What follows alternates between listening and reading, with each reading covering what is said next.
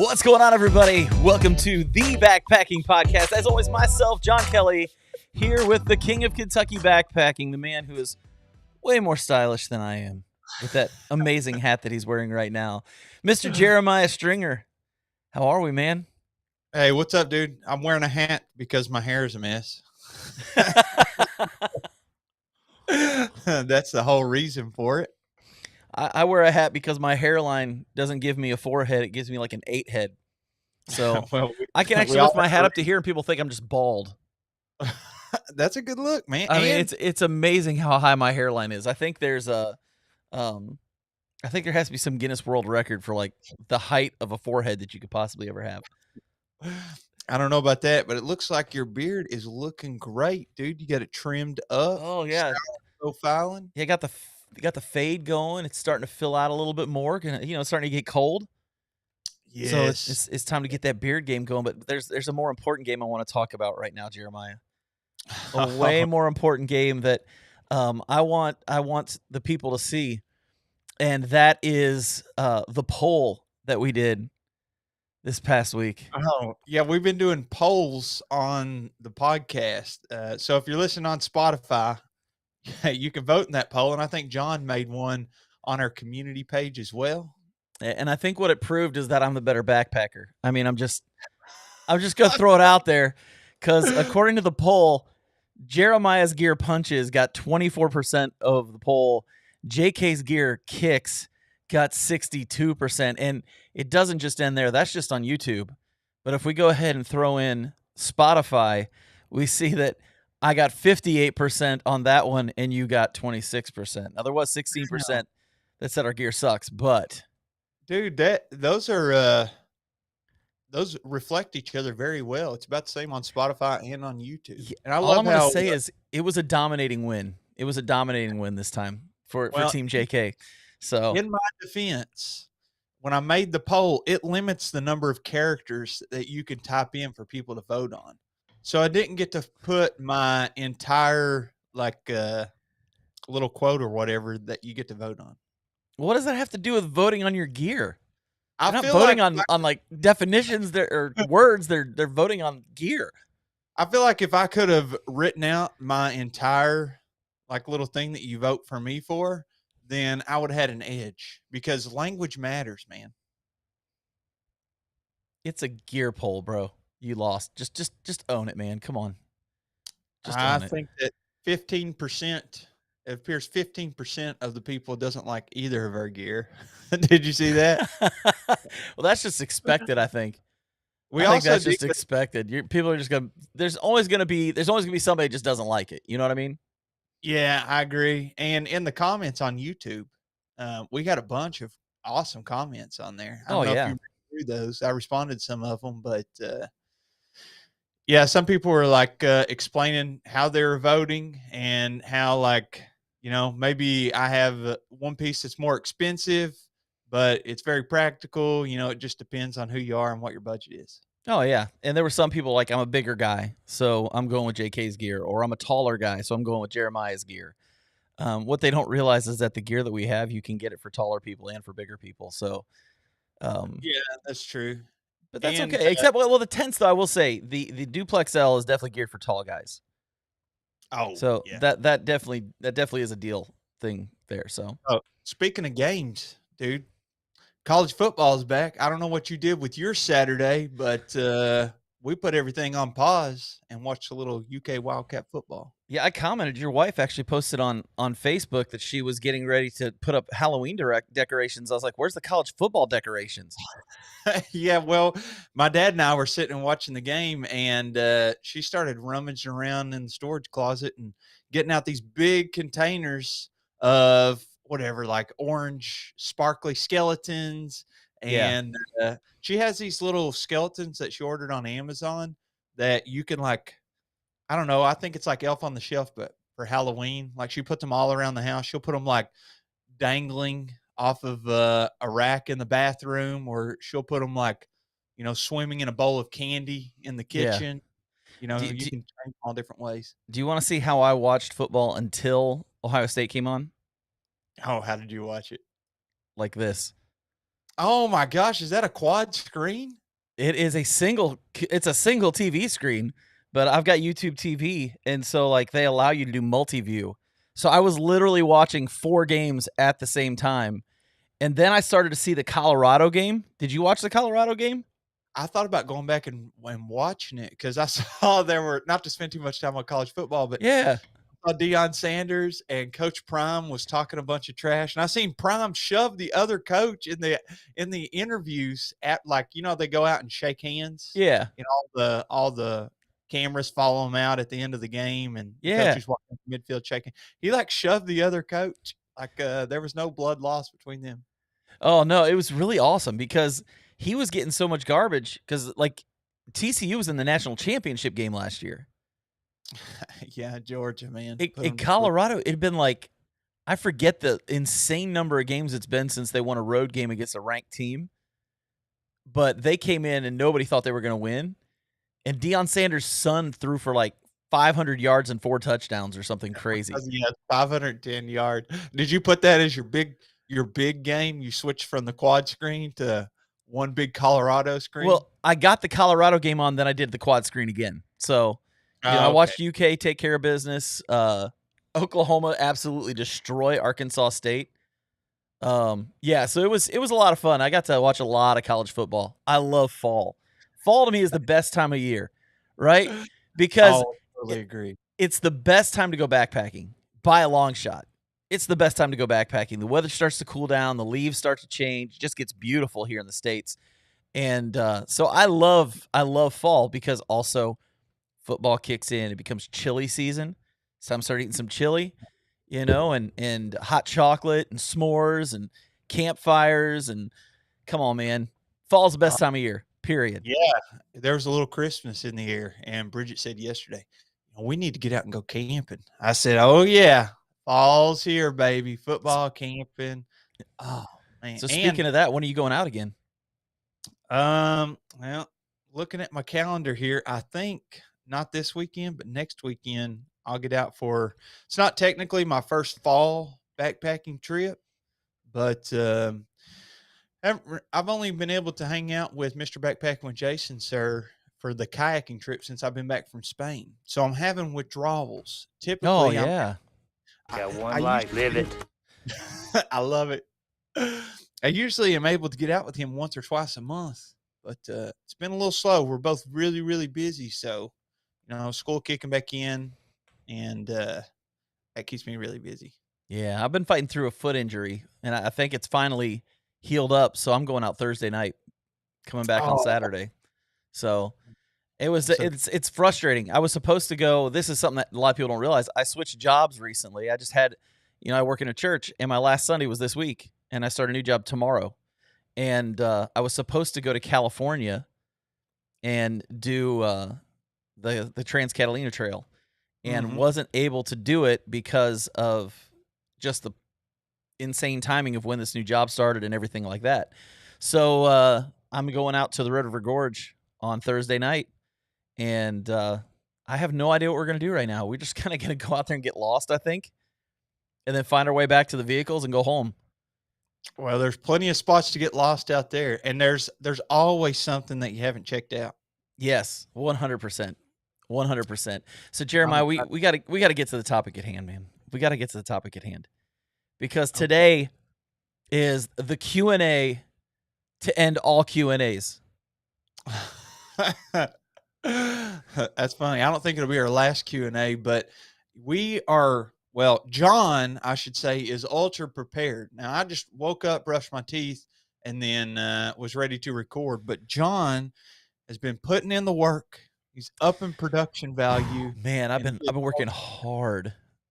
I feel like research papers getting ready for this. I'll tell you, man, it was pages after pages after pages of sifting through questions and getting online and just making sure we have the correct answers, and calling colleagues to like double check my information. It was a lot. It was a lot. It was a sacrifice though for the channel and for the podcast. So I'm more than willing to do it. It's for the audience. It is. It's for you. It's for you, the listener. So, Jeremiah, here's our first question. Our first question is actually somebody we know, and it's actually 3 questions. Oh, that's a cheat code, but I'll allow it. And this is from Unlikely Hiker. She says, will Jeremiah ever have merch? Yes. Yes, he will. At Now, this point, it feels like an empty promise. I can't say the timeline. I can't say the timeline. But yeah, the glow up is real. Okay. Well, I'm at the point now I just don't believe you, but we'll see what happens. I'm here to prove people wrong. Maybe that's what it takes, is that when everybody gives up believing in you, then suddenly you'll have merch and we'll all have to shut up about it. I'm just waiting for the faith to die. Okay. Fair enough. Fair enough. Yeah, I'm going to hit that. So what is the most epic place or view you've ever had the pleasure of digging a cat hole? Man, that's a tough one. I would probably say whenever we were in Colorado, there was one spot that we camped at where I dug a cat hole, and in front of me, there was like an overlook of this big, I don't know how many acres, but a big lake formed by snow melt in the Colorado Rockies. And you had like snow on top of, it was like snow-capped mountains. You had the pines around you. You had the lake in front of you. And I could see fish swimming around in the lake while I was sounds picturesque. Oh, dude, it was amazing. The only thing that would have made it better is some other wildlife coming through. Maybe, I don't know what lives that high up, but I don't know, a deer or something walking through in the distance. And I think you could have given that a 5-star poop. That sounds incredible. I think for me, when I was in Pictured Rocks, the only reason I mention is because a lot of times when I'm pooping, I'm holding onto a tree. So my view is a tree right in front of me. You know what I mean? Like, yeah, because that's usually what you're doing. But when I was at Pictured Rocks, you were in a pit toilet that was sitting out in the middle of everything. I was just in the open. No walls around you. You could just sit and relax. You're not having to hold on to anything. And just looking at beauty while you're sitting there doing the deuce.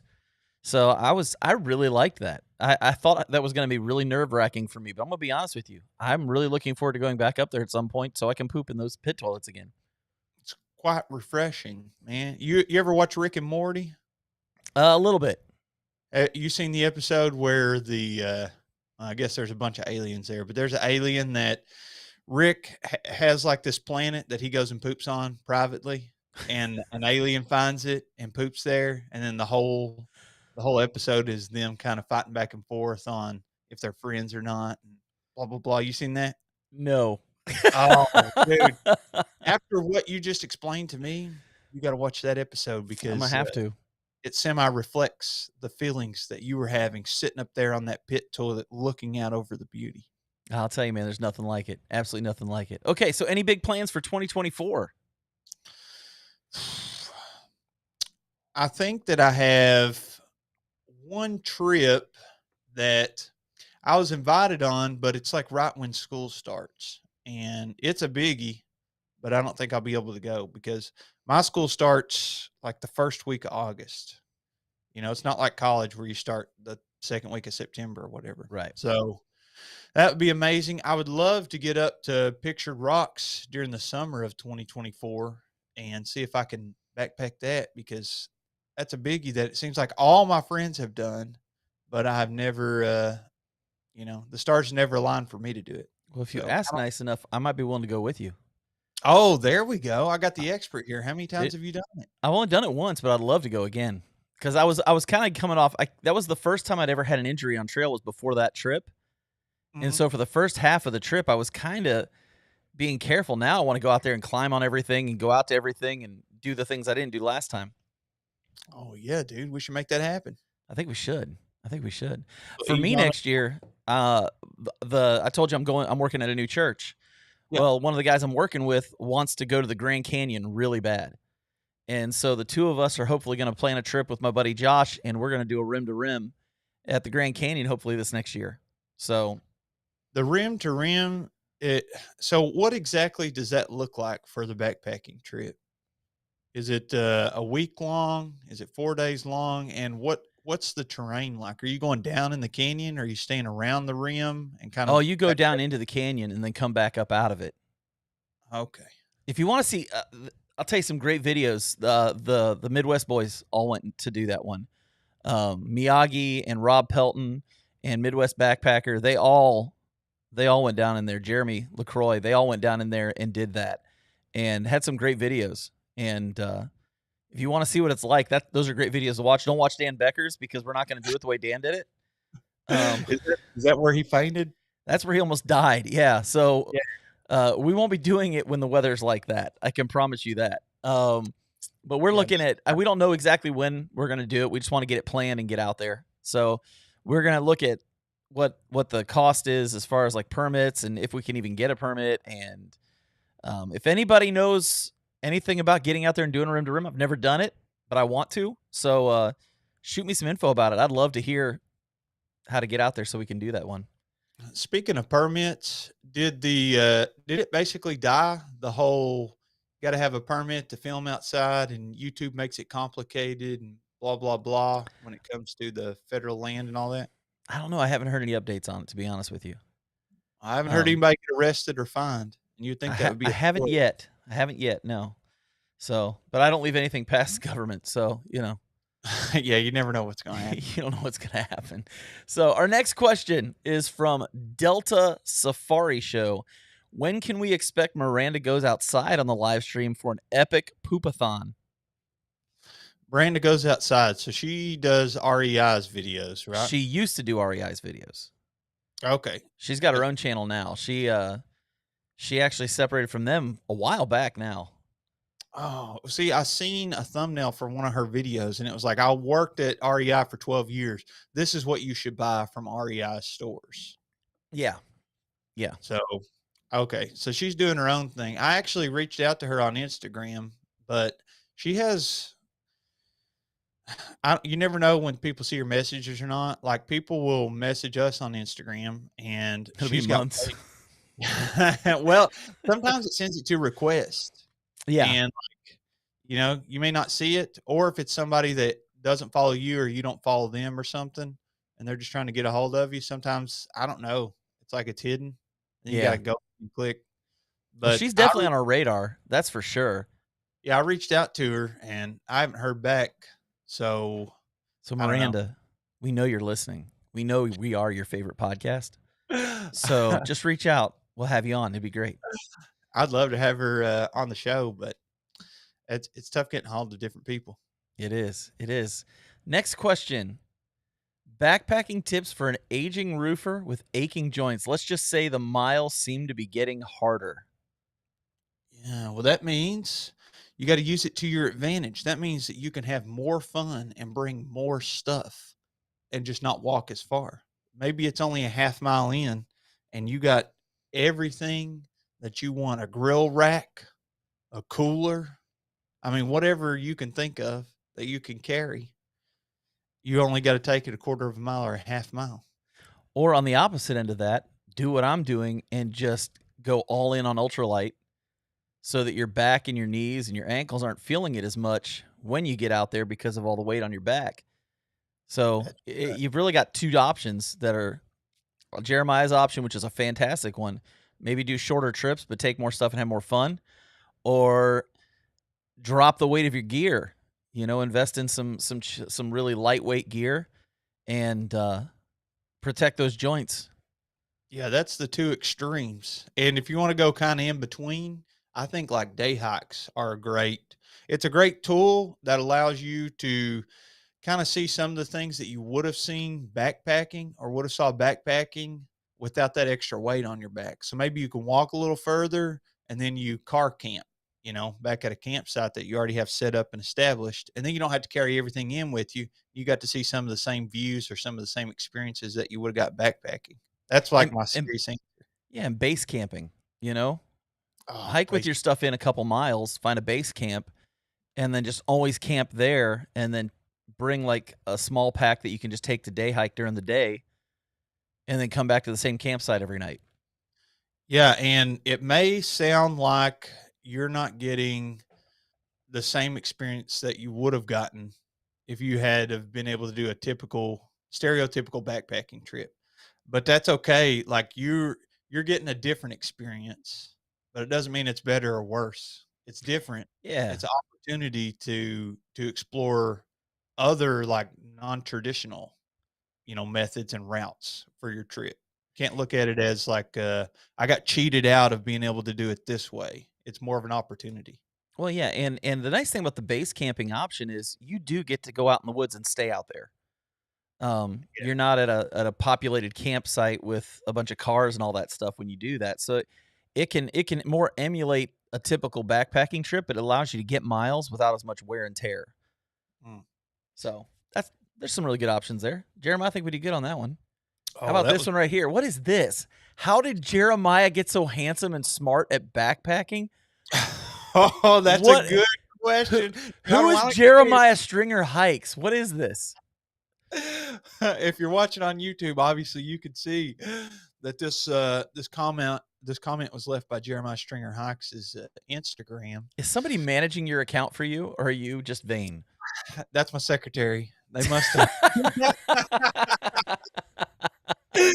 They must have got on there and they said some kind words. Thank you. I really appreciate that. Good work. You deserve a raise. Oh my gosh. I don't know. Okay. How did he get so handsome? Who knows? All right. This one's kind of looking funky. Let's see if we can actually make this fit on the screen here. Look at this. Real time, folks. Oh, look at Ben that. McMillan, I want to know how you two met and who made the first move. Well, I can answer this one because I know the answer to both.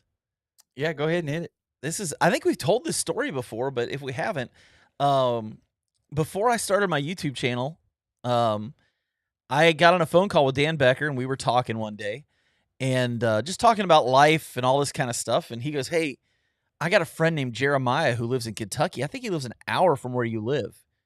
You should give him a call and talk to him." And so he gave me Jeremiah's number. Now, when I was talking to Dan, I was totally geeking out at the time. I think Dan had a total of like 5,000 subscribers at the time. And to me, that was like the biggest channel on the planet. Like that was amazing. And the other guy that I'd been watching all the time was Jeremiah. So low key, I'm geeking out when he gives me Jeremiah Stringer's phone number.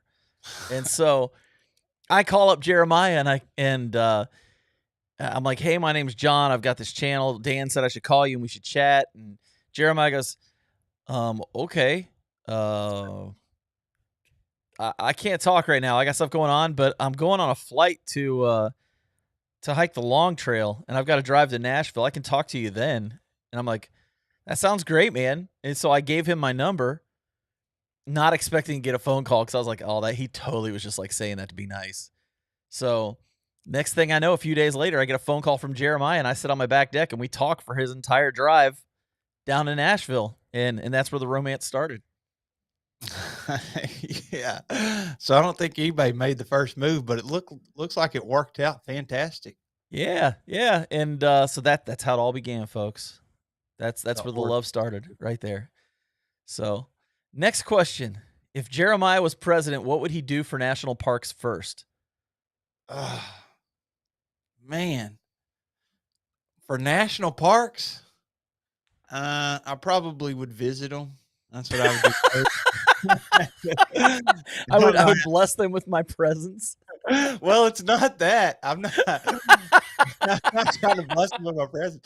I'm like, well, I don't know what I would do first because if I haven't been to them, how would you even know? You got to go assess the problems, come up with a game plan before you can have an effective solution. So Jeremiah is president of I don't know what, but we would check out the national parks, see what they have to offer, and figure out, how can we make them better, I guess.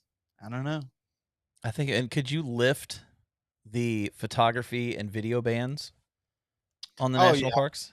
I can take care of that for you, John. That'll just my John Hancock, and it's done. I think that would be, if you would do that, you would please so many YouTubers for sure. Yeah. All right. Loafer X wants to know, will either of your beards look as good as your logo ever again?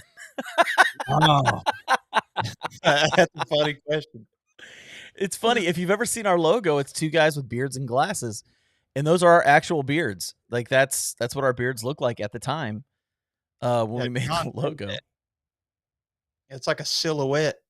John made that using some kind of funky software.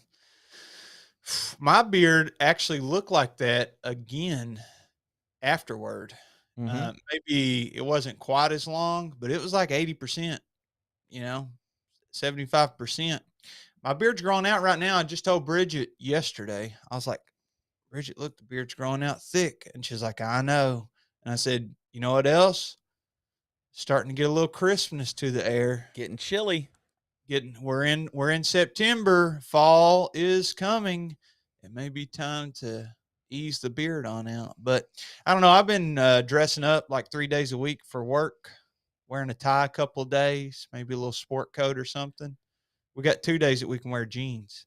And I don't know how well the mountain man beard goes with, a sport coat. So we'll see. I'm living a dual life here. To me, it's just kind of like wearing a tuxedo T-shirt. It shows you're classy, but you like to party, So it's like, yeah. So like if you're wearing the tie and you got the beard, it means you're classy. Are you saying I'll be sporting the equivalent of a mullet if I'm? No, I didn't say party up. I didn't say business up front, party in the back. I said I'm classy and I like to party. Those are two different things, man. Well, it sounds to me like the suit is business and the beard is party. Well, it is. Oh, it's not a mullet. It's just similar. It's not a mullet because business is not necessarily classy. Oh, okay. I see. That's what I'm saying. So, anyways, next question. This is from Christian Toten. If you had to pick one outdoor brand to use for the rest of your life, which would it be and why? I actually know this one. This one's actually easy for me, I think. Okay. Well, I'm trying to think of a company that makes everything that I would need. I'm gonna go with Outdoor Vitals. Outdoor Vitals does make. Well, I guess they have the tent. They got the pack. Pretty much everything except for like footwear. They pretty much make everything else you need. They make socks. That's what I'm saying. Footwear. That's the only thing they don't make are socks and shoes, but they do make underwear. They make clothing. They make tents, backpacks. I mean, and here's the thing. I think Outdoor Vitals is one of the most underrated companies in the outdoor business right now. Because the stuff they're coming out with is fantastic. And it's well made. It's well thought out. The only thing I would probably change about Outdoor Vitals is the way they make their shirts and stuff. I think they need to make them in two different versions. They need to make the skinny guy version and the not skinny guy version. Yeah. But that's it. I mean, that's the only thing I would change. I think what they're doing is, I mean, my favorite puffy jacket right now is, I think it's the Vario jacket is what it's called. I love that thing. It's real light. It's not very thick, but it still keeps you really warm. And I take that almost all my trips when it's like really chilly outside. So zip. Yeah, it's the full zip because you got the Ventus hoodie, which is just like a quarter zip, or a third zip or whatever it is. But yeah, I think they're making great gear. So I'm a huge fan, and it's not because they sponsor the channel. I actually really like their gear. I think that if I could get Nemo to make backpacks, then that would be my pick. Because I use the Tensor. I like their pillow. I love the Nemo Disco 15. That's what I used on the whole long trail, and it worked great. That was my sleeping bag. I don't think they make killer tents. They make killer tents. Yeah, is it the Nemo Hornet? That's one of their super popular tents. The Dragonfly, the Hornet. Yeah, they've got a lot of really good tents, and they're doing that Osmo fabric, which is it's a fabric that doesn't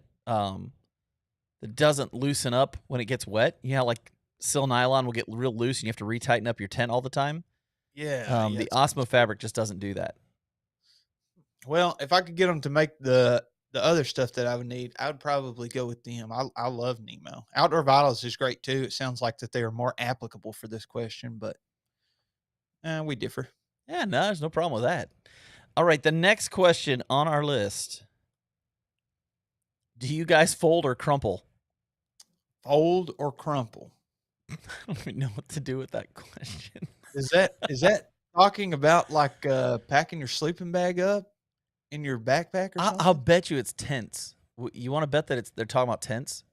Oh, yeah, you might be right. Some people fold their tents up. Yeah, apparently.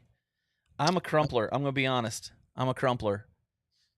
When you say crumple, if you mean stuff it into a stuff sack without a care in the world of how it comes back out. That's what I'm guessing. Yeah. That's the definition of me. I thought that's the way you packed up tents. Yeah, I thought so too. Now, I will say with the Dyneema tent, I don't do that as much because, the tape and all that stuff. I think you're supposed to be a little more careful with them.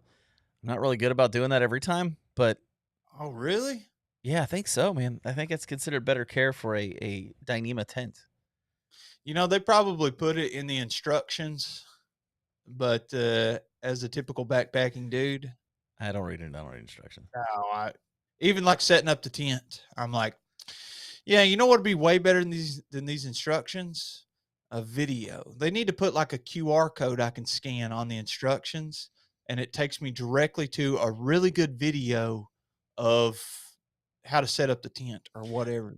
That's why I like the Durston tents so much. They do have a video for how to set up their tents. So we should try to work with companies, and this is our pitch. Hey, you know how you have those crappy instructions that come with all your equipment? You know how you're failing at teaching people how to make their tents get up? That's how you warm up the waters, Get the relationship. You know why you suck? Yeah. You got to insult them. Or maybe we should make it a compliment sandwich. First we compliment them, then insult them, then compliment again, and then give our pitch. But here's our pitch. Your directions suck. Why don't you send us the product, okay? Send us money, and we will send you content that's really good of how to set it up. And then on your instructions, just put a QR code, and it takes you directly to my channel for a video that you paid me for. And I get to keep the equipment. What do you think about that pitch? Is that this started out as a we thing, and then it turned into a me thing. Suddenly it's like, then go to my channel where I'm making money. I'm going, wait a second. I thought we were doing this together now. Like, well, you get to decide on what companies that you want. Like you said bottles, I said Nemo. Or we just do it on the Backpacking Podcast website. Oh, and that's we make idea. we make it a 50-50 split, and you do half the videos, I do half the videos, or let's do them together. Together. We can make them even better, and we can make even more money. Because I've got the really expensive camera, and you've got the good looks. It's going to work out well. I can't endorse. You got the hair too. I don't have the hair, man. We already talked about this. I look like I'm bald. Well, I do. Even though there is hair. Mine's up there somewhere. So, yeah. Yeah, I say, let's partner up on this, John. Let's figure out which companies we can insult first. And yeah. So, any of you companies out there that suck at teaching people how to put up their tents, let us know. We'll help you. Yeah. Maybe we also need some coaching on how to tactfully say things, because it doesn't seem like I'm very good at either. Maybe social media training or something. I don't know. I think you're right about that. I think you're right. Andy Parrish Outdoors asks the question, if nothing ever sticks to Teflon, how do they make Teflon stick to the pan? Well, Andy, you're in luck, buddy, because I looked that up online because that question interested me. So this is online right now. I did the Googlies, and this is what came up. It said, you might guess Teflon somehow sticks to metal better than it does to eggs, but in reality, the polymer slides right off metallic surfaces too. In order to get Teflon to stick to a pan, the metal is sandblasted. A primer coat of Teflon seeps into the tiny holes and cracks, and the Teflon is baked into the pan. You are welcome. Wow. So there it is. So Andy, you're welcome. Oh, nicely done. I don't Mic know drop. if we're the Mic drop. I don't know if we're exactly the resource that you would try to seek out for information on Teflon, but it worked out in your favor, Andy, because John is an expert on Teflon. I am. I've actually got a degree in it, so it's really nice. But I have no degree in Teflon. Okay, so next question. Whoa, that one got real big. What is that? Let's try that again, kids. Did you see that, Jeremiah? What was That's that? top-notch production value here. I'll tell you on what, the- man. Every once in a while, I get one that doesn't want to play nice, and is doing it again. I don't know what we're gonna do with this one, Jeremiah. He's just being all kinds of mean. Hey, there we go. Oh, Woo. Batman Adventures 8344. You think he's ironically not fat? Wouldn't it be funny if he was just some skinny dude? I don't think it's fair though that he identifies as fat, but he's not. So Yeah, anyways. that was double standard. So any tips on backpacking as a big guy? How about any tips as a big guy that brings his dog everywhere? I want to get into this hiking, but I'm not small. Well, here's the thing, dude. I'm a big guy, and I've been backpacking since 2016. And, dude, just go do it. Start off small, do shorter trips, get your body used to it, and go for longer trips. Start getting your gear now, buy some cheaper stuff, and then kind of upgrade as you go. I mean, it's the same thing I would tell anybody else who's wanting to get into backpacking. Just because you're big doesn't mean you can't go out there and do it. I mean, you just got to get out there. I don't know what he means by big guy. I mean, his name is Fatman Adventures 8344, so maybe he's got a little extra bulk. If that's the case, I would probably get the long wide version of each thing that you buy, so you'll be a little more comfortable. I would say Body Glide is going to be a really good friend of yours because, like, I played especially in hot weather. Especially in hot weather. Yeah, because as a bigger guy, Woo, buddy. that's right. As a bigger guy, you're going to sweat, and chafing is the enemy. I played high school football, and I was about 275 pounds. I was offensive lineman. And Body Glide, it will help get you through. Body Glide, baby powder, anti-monkey butt. Yeah, the friction control from Arm & Hammer. Yeah, any of those Yeah. is going to be fine. Now, for the dogs, if you're taking your dogs backpacking, I'd make sure I have a leash, especially, if you're going on a more popular trail. But my main concern with backpacking with my dogs is not overexerting them and keep making sure that they are warm at night. So what I did was I brought you can go to Lowe's and get, it's almost like bubble wrap, but it's silver on each side. And people, I think, use it to like line their garage doors and that kind of stuff as insulation. So you can get like a roll of that or order it on Amazon. And it's super light. You just roll it up, strap it on the outside of your backpack, and then that gives your dog a mat to lay on in your tent.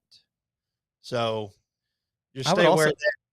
I was going to say, I'd also add, if it's hot out and you're going to be hiking with your dog, make sure you plan a trip where you're hiking near water quite a bit so your dog can jump down in there and cool off. Because dogs can get overheated just like people. And give your dog the opportunity to cool itself off from time to time. Yeah. And don't worry about being big. It doesn't matter. I mean, you can still get out there and backpack. Don't let it limit you. And to go along with what Jeremiah is saying, something else to really think about is when you're buying backpacks, make sure that hip belt's big. Make sure it's really big, because if it's not, you're going to be miserable. You're going to get pinched in different areas on your gut. Also, finding a backpack that sits off of your back a little bit, something like an Osprey pack that has the airflow system in it, or like the Arc Halls that they have from Z-Pack, something where it pulls off your back a little. You're always going to sweat a little bit, but big guys have a higher tendency to overheat. So it's always good to give yourself options where you're not going to overheat as much. And don't be afraid when you start hiking and it's cooler out. Be bold, start cold. That's especially true to bigger guys. Because like I said, bigger guys are more apt at overheating. So just be prepared for that. Yeah. Now he's got a little something, no pun intended, a little something to munch on there to figure out how to get started. But like John said, number one, just get out there and do it. Absolutely. That's how you start. Yep. Let's see if this one's going to be nice to us. No, it's not. Oh, it's huge. It's hating on us now all of a sudden. I don't know what the deal is here, but You're a professional. I Jay trust. Bird, you got a long one here, dude. All right. I'm curious about Barefoot Shoes. I work lawn maintenance and walk miles every day, and a lot of that time I carry a backpack mower. It transitioned very well over to hiking. Carrying a bag for miles is nothing now. My feet are another issue. I saw some ads for those Barefoot shoes, and I think you covered them in an episode a while back. Anyway, I was curious if they actually work and are viable, or are they a gimmick? Yeah. So disclaimer, I don't think John or I, either of us wear those Barefoot shoes. I don't even like zero drop shoes, so this is going to be something that Jeremiah is going to tackle. And also, John said a backpack mower. I think it's like a leaf blower. So he's always like backpack blower. Sorry, I said mower. Backpack blower. So if you're going to go with the Barefoot shoes, I mean, it's in the name, right? Barefoot. So they're a minimalist shoe. And I went to college with a guy. I actually played high school football with him and then roomed with him my freshman year. And he wore these, and he's also a CrossFitter. So I'll tell you, they don't offer a whole lot of protection. Obviously, if you're going to be out in the woods, and if you are going to try them, definitely like use them for an hour or two, not at the woods. Like you break them in over time, because they don't provide the support that typical shoes provide. Like I wear trail runners, and then I will put in inserts like Pinnacle Power Step are the inserts that I use, and they give my feet a lot of support and prevent plantar fasciitis, that and calf stretches. And those Barefoot shoes, if you're prone to plantar fasciitis, or if your feet are not used to walking in zero drop shoes, then you're going to have some issues, whether it is like calves or hip alignment or just working muscles that you don't normally work. And also like the tendons, ligaments, bones, and muscles in your feet and ankles are they're going to be getting strained that they don't normally get, because they're used to the support that your typical shoe wears. So if you are serious about like wearing those minimalist style shoes, you definitely want to start slow, and you definitely want to just wear them around instead of just putting them on and being like, I'm doing a 30-mile backpacking trip in 3 days, this weekend, and I'm going to try out my new Barefoot shoes. Because your feet have to get strong before you can put a lot of stress on them without the support that they normally have. So you're going to be prone to injury, not only mechanical, but just from, walking without the support. Right. And the calf thing is no joke. Like if you're not used to zero drop and you start hiking in them, your calves are going to be sore. Because you don't realize just a few millimeters means a lot when it's your heel compared to your foot, or the front of your foot, I should say. So just be prepared for that. Some people, they can transition to them really easily. I never really liked them. They're not comfortable to me, and I don't enjoy hiking in zero drop very much. But I know a lot of people that really love them. Hey, most innovative gear of 2023, both the big three and smaller items. Ooh, man, I feel underprepared on all the gear that I know for 2023, but we're actually toward the end of 2023. So there's a lot of awesome gear that's came out. Is there anything in particular that struck your fancy that you thought was super innovative this year? Yes, as a matter of fact, the Zoom insulated pad from Big Agnes. It's I think the R rating is 4.3, and the wide regular only weighs 18 ounces, and the wide long only weighs 20 ounces. So it's lightweight. It's lightweight. It's super comfortable. Everything about it's great. I'm actually using that one this weekend when I go out to the gorge. I've already slept on it a couple times and love it. It's a great pad. I'm not sure how innovative this is. It kind of feels like how Apple they'll like improve a feature that Samsung has been doing for the past 7 years, and they'll make it as perfect as it can get, or in their eyes, pretty perfect. And then they'll they'll integrate it in a phone. And Yeah. I feel like Z-Packs has done that with their zipper system. They, like I said, I don't know how innovative it is, but they've changed it, and now it reflects more of the traditional style zipper system instead of the rainbow doors, which we talked about a couple of times over the past few weeks.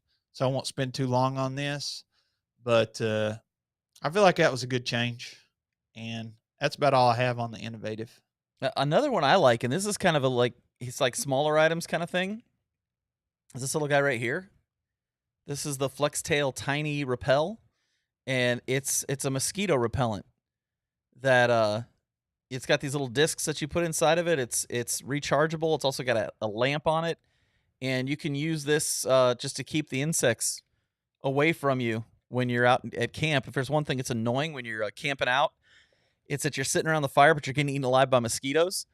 This little thing right here is fantastic, and it works really well. I used it on a 97-degree day camping out with my buddy Sean at a state park here in Kentucky, and man, I can't tell you how useful that was once I got it on and was able to keep the bugs off me the rest of the night. Man, that is a hot day. It's so hot. It was blazing hot. But yeah, so I think this is just a great little item. And FlexTail also redid their pump this year. In the past, the pump was on the side, so it kind of sat weird. Like, it just was kind of awkward. Well, now the pump comes in through one end and out the other, and then you can take your valve and put it on the other side, and you can actually deflate your pad really quick also using that. So, did it suck the air out? Yeah, it sucks the air right out. So that's great, perfect, man. What is your system for whenever you're about to roll up your pad? Actually, I use the pump to get it done quick because I hate being the last person done. So I'll take the. What's that? Before the pump.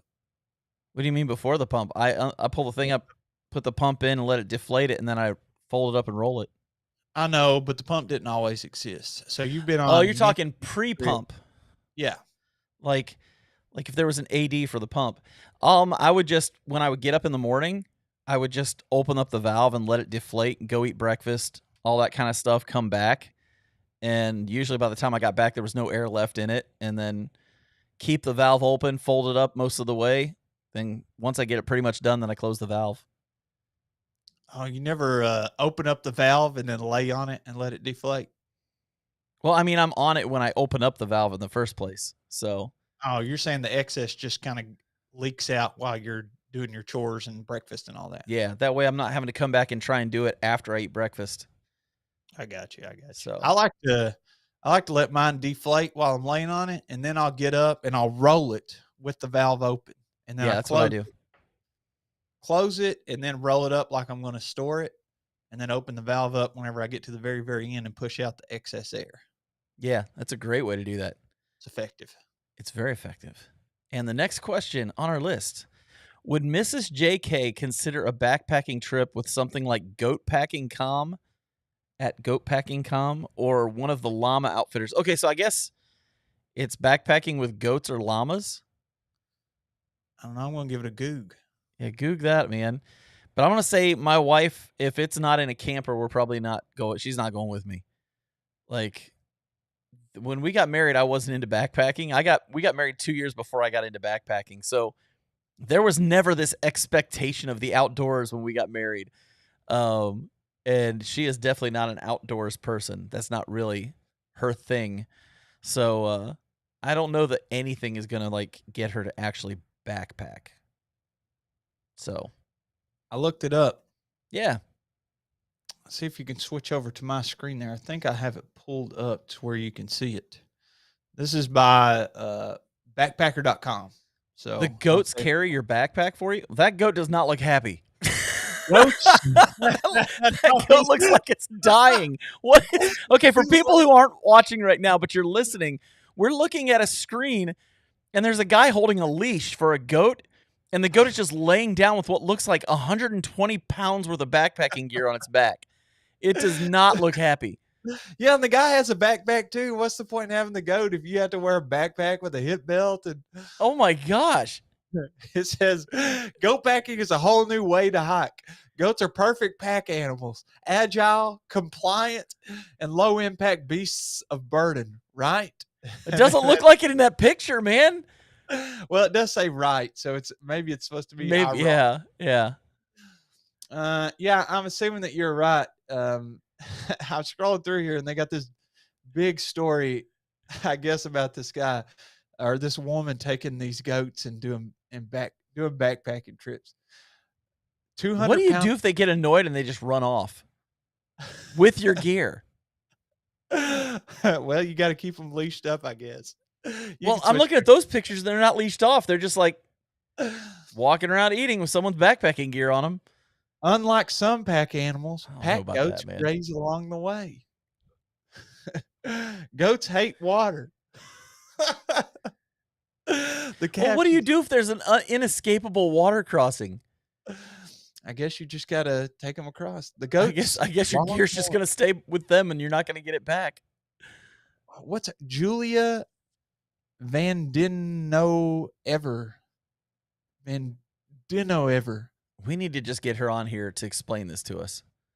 Yeah, she's a professional. She took all these photos. Meeting the pack goats. I guess you can go in and pick which one you want. This one looks really skinny, though. All I know is that very first one did not look happy. No, he does not look like he's ready. That probably needs to be the thumbnail for this video. That picture right there. That's funny. Oh my goodness, that's just funny. So, long story short, I don't know what I'm going to be able to do to get my wife to go backpacking. I might get her to go camping if we get a camper. So, that's what I got. So, all right, next question, which for some reason is one of these weird, like, hey, let's be massive in size questions. Big question. Yes. Let's see here.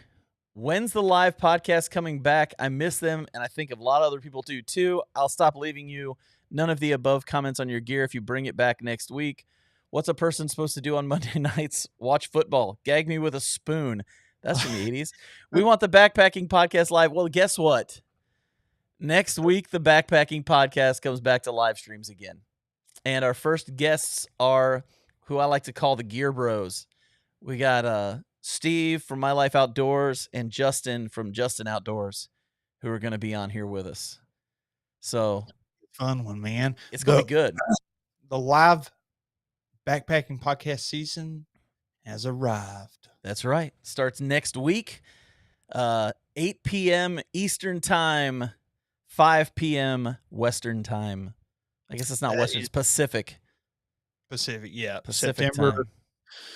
September 11th, 2023, first live, and then it'll come out on audio on the 13th across all platforms. But if you want to check it out early, on YouTube, we will be live. It'll be live on there next Monday night. So, next question. Let's talk the pros and cons and personal opinions of Fjallraven. I'm hoping I said that right. Yeah, Swedish company. I'm sure it's not Fjallraven. So Fjallraven. I'm sure it's not that. Fjallraven, I think, is how it's pronounced. Chipotle.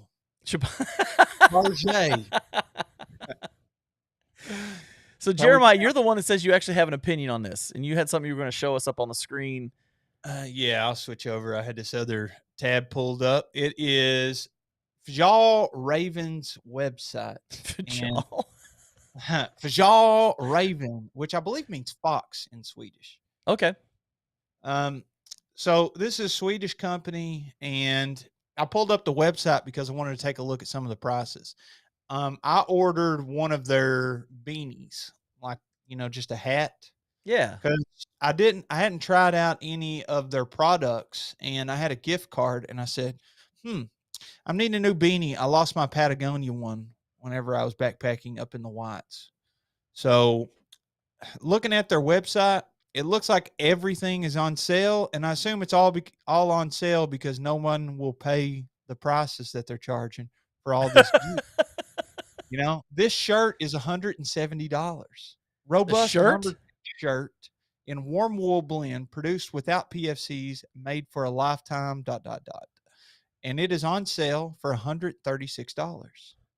Or this puffy jacket, long down parka, $600. Or this hat, $40.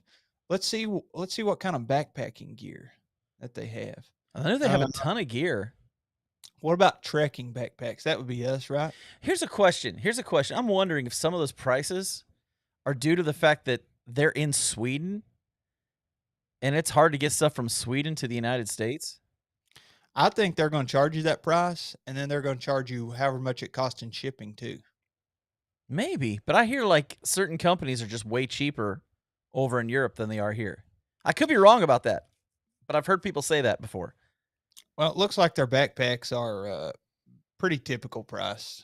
I don't know how good they are, but their clothing is outrageous. And I think the reason it costs so much is because it has this logo, Fjall Raven logo.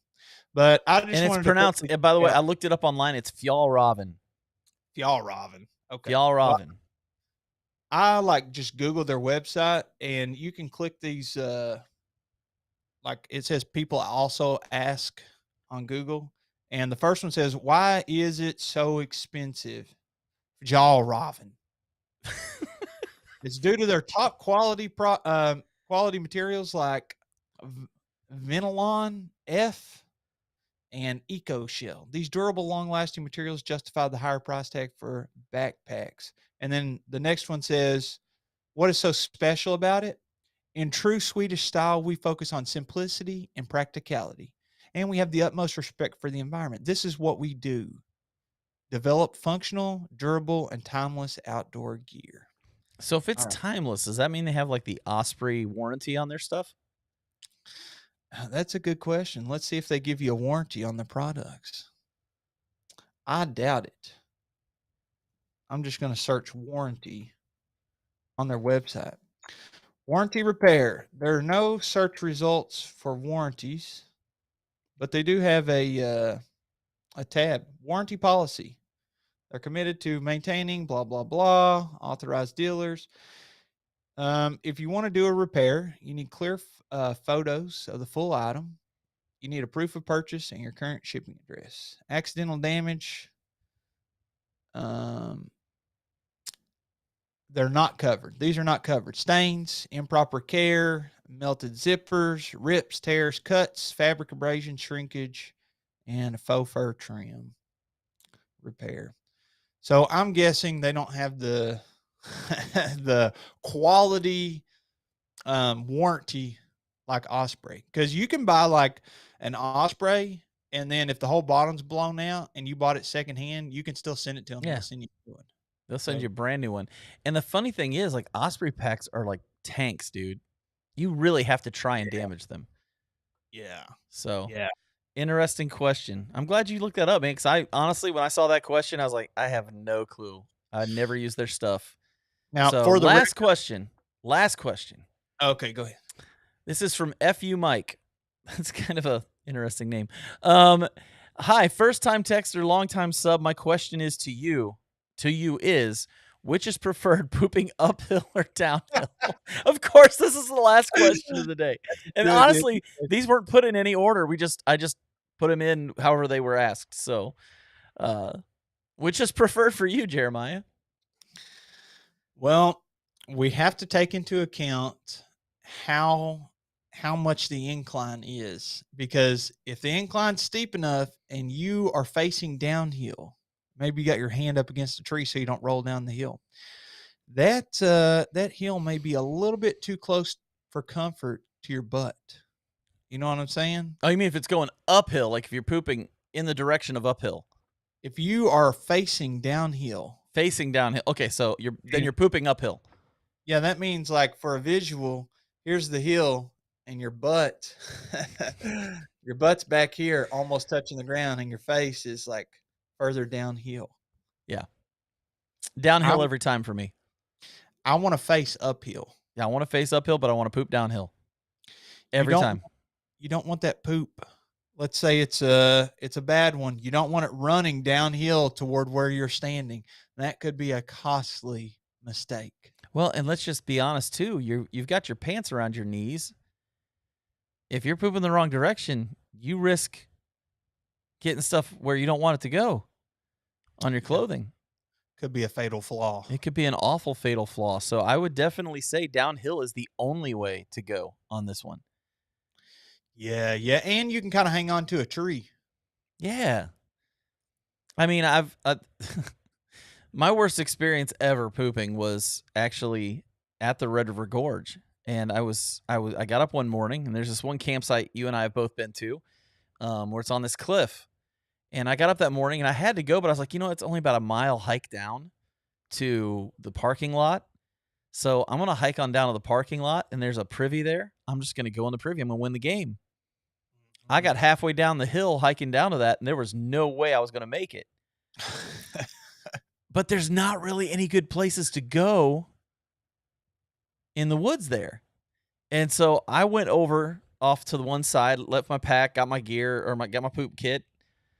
And the only place I could go was off the side of a cliff. Now, I know for a fact there's no trail down below there. So, but it was not very leave your own trace or leave no trace. I definitely left a trace for somebody down there. I did pack out the toilet paper though, because there was really no place to put it. So, but yeah, downhill all day. Oh, good t-shirt, man. Sometimes you got to leave a trace. Sometimes you can't help it. You're going to leave a trace. Mm-hmm. So with that said, man, anything else that you want to talk about today before we sign off on this episode?